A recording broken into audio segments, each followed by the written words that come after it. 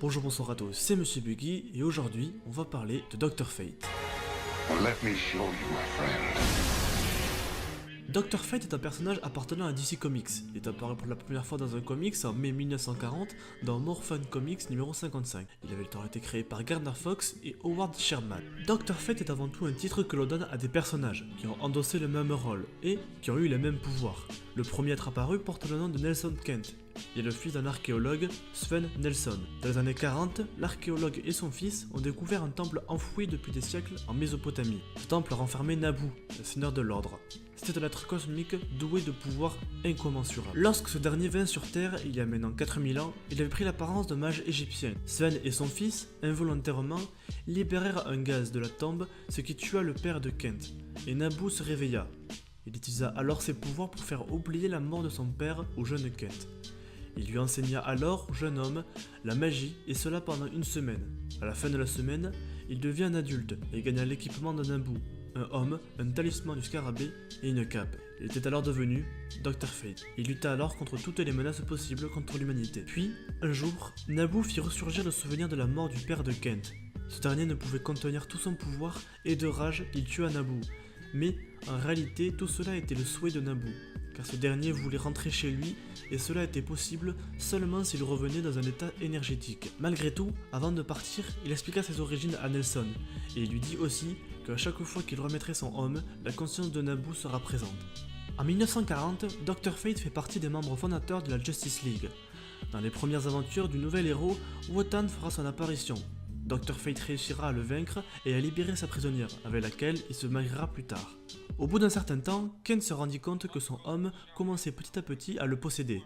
Pour remédier à cela, il créa une moitié de casque qui avait moins de puissance, mais l'évitait d'être corrompu par les pouvoirs de Nabu.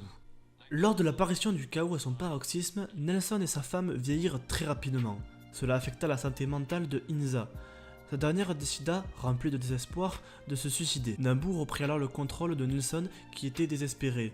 Il voulut lui aussi se suicider, mais Nabu l'en empêcha. Il voulait que Nelson désigne un successeur pour devenir un nouveau Dr Fate. Il choisit alors Eric Stross, mais la belle-mère d'Eric, Linda, décida de devenir, ainsi que son neveu, le nouvel héros. Mais Nabu refusa, car il ne souhaitait pas partager son pouvoir avec plusieurs personnes, car il voulait avoir le contrôle total sur ses hôtes. Un marché fut alors passé. Eric et sa tante ne formèrent qu'un seul et même Dr Fate, à savoir le deuxième. Nabu, comme convenu, laissa mourir Nelson, comme ce dernier le souhaitait. Kent se réincarnera plus tard dans un bébé pour devenir un nouveau Dr Fate. Plus tard, le fils de Hawkman et Hawkgirl, connu sous le nom de Silver Scarab, deviendra lui aussi un nouveau Dr Fate. Dr Fate, suivant les autres, est un ami proche de Superman et de Batman, mais aussi de Spectre.